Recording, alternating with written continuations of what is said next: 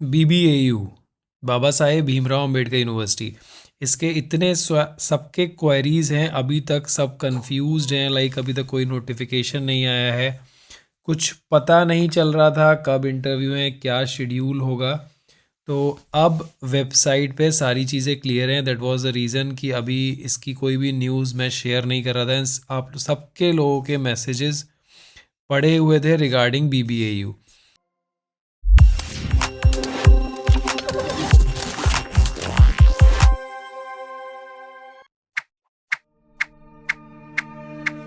तो अगर आप लेटेस्ट न्यूज़ में जाएंगे वेबसाइट की, तो एडमिशन एंड काउंसलिंग पेज पे ये ऑलरेडी टैब्स अवेलेबल थे, और अभी PhD काउंसलिंग का ये टैब आ गया है। और इस टैब को अगर आप देखेंगे, so they have release the list of all 36 departments. That was the reason कि ये डिले कर रहे थे।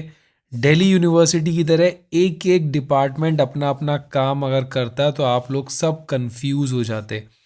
सो आई अप्रिशिएट द एडमिनिस्ट्रेशन जिन्होंने PhD एडमिशन के लिए एक यूनिफॉर्म मेथड रखा है, जिससे कि सारे लोगों का लिस्ट सामने आ चुका है। अदरवाइज़ हम लोग दिल्ली यूनिवर्सिटी में कितने कंफ्यूज हो रहे हैं, वो लोग जो इंटरव्यू दिए हैं, जो लोग नहीं दे पाए हैं, वही लोग जानते हैं। तो यहाँ पे आप देख सकते हो लिस्ट।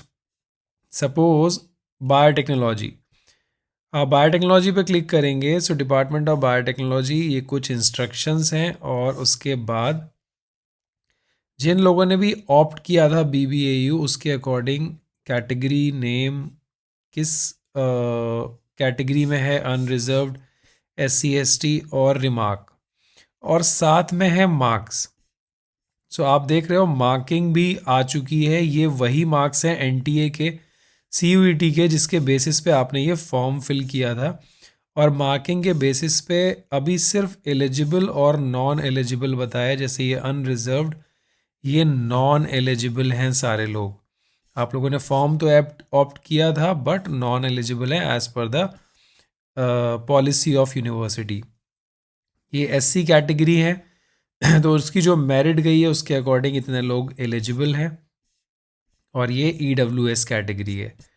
अभी आप अगर इंस्ट्रक्शंस देखेंगे तो they have clearly mention the instruction कि अभी 1:5 रेशियो में ये DRC के सामने आपको प्रेजेंटेशन और इंटरव्यू होने वाला है। ये मैं इंस्ट्रक्शन ऑलरेडी बता चुका हूँ, बट अभी जब दोबारा लिस्ट आ चुकी है तो ये भी बताना बहुत ज़रूरी है कि अब नेक्स्ट स्टेप क्या होगा। बिकॉज अभी आपके पास इससे रिलेटेड मेल भी आएगा। देखिए ये लिखा हुआ है, candidate selected by the DRC for the admission will be informed through the email in the university website. All such candidates will be required to submit the fee. This is for the final, but the student will be informed through email and notification on the university website regarding the date of the DRC, and 1:5 के ratio में इनको बुलाया जाएगा। अब सबसे important ये देख लेते हैं कि क्या आपके मार्क्स आपका सिलेक्शन में कितना हैम्पर करने वाले हैं, और आपके इंटरव्यू में क्या होगा। देखिए ये इंस्ट्रक्शंस ऑलरेडी यूनिवर्सिटी ने रिलीज़ कर दिए थे, बहुत ही यूनिफॉर्म इंस्ट्रक्शंस हैं, और मैं इसको समझा भी चुका हूँ, बट स्टिल चलिए एडमिशन पॉलिसी देख लेते हैं। एडमिशन पॉलिसी में जो मार्किंग थी वो थी, merit will be list for the interview will be prepare based on the total marks obtain in the entrance examination. So entrance test के मार्क्स जो हैं ऑलरेडी यहाँ आ चुके हैं, आपको भी डिस्प्ले हो चुके हैं हर सब्जेक्ट में। ये सारे मार्क्स हैं। मार्क्स के बाद अब जो मेरिट बनेगी, 30% of the performance in the interview shall be as follows. 70% weightage रहेगा आपके मार्क्स का, आपके जितने भी मार्क्स हैं उसका सिर्फ 70% लिया जाएगा, और 30% रहेगा इंटरव्यू का।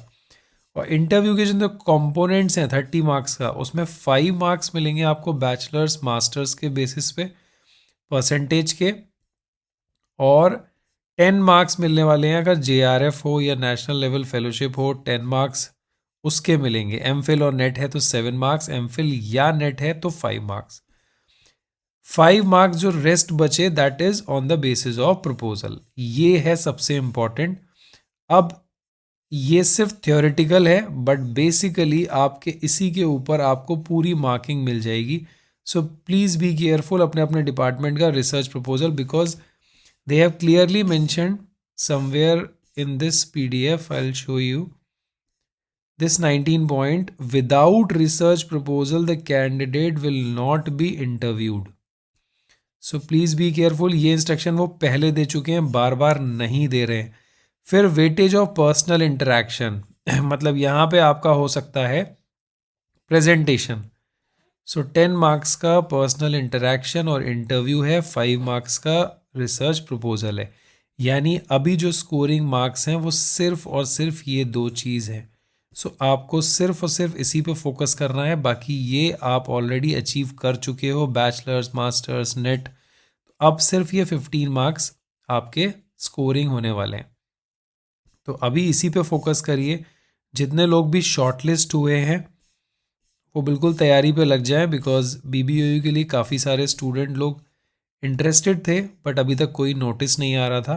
तो अभी आ चुका है, बिल्कुल एक्टिव हो जाइए. देखिए सारी लिस्ट है: zoology, chemistry, pharmaceutical chemistry, environmental and all. इसमें काफ़ी कम स्टूडेंट्स हैं. आप देखेंगे 9 स्टूडेंट यहाँ हैं 32, बट बाकी ब्रांच के अंदर आपको बहुत ज़्यादा नंबर मिलने वाला है. सो चलिए, नंबर से परेशान नहीं होना है. अपना जो मेन फोकस है वो आपको करना है रिसर्च प्रपोजल पे. मेरे काफ़ी सारे मेंबर्स जो हैं वो रिसर्च प्रपोजल बना चुके हैं BBAU का. हम लोगों ने जो भी प्रपोजल फाइनल किया था BBAU में वही फॉरवर्ड करेंगे. बट अगर किसी का इंटरेस्ट चेंज हो रहा है तो प्लीज़ लेट मी नो, दोबारा ईमेल कर दे और मुझे लिख देना अपना ID और प्रीवियस रिसर्च प्रपोजल का, like that was the DU sir, I want a change और I want to update this research proposal for BBAU. All the very best to everyone, those who are selected and are eligible for BBAU PhD admission. Thank you so much. Please don't forget to subscribe the channel and hit the like button.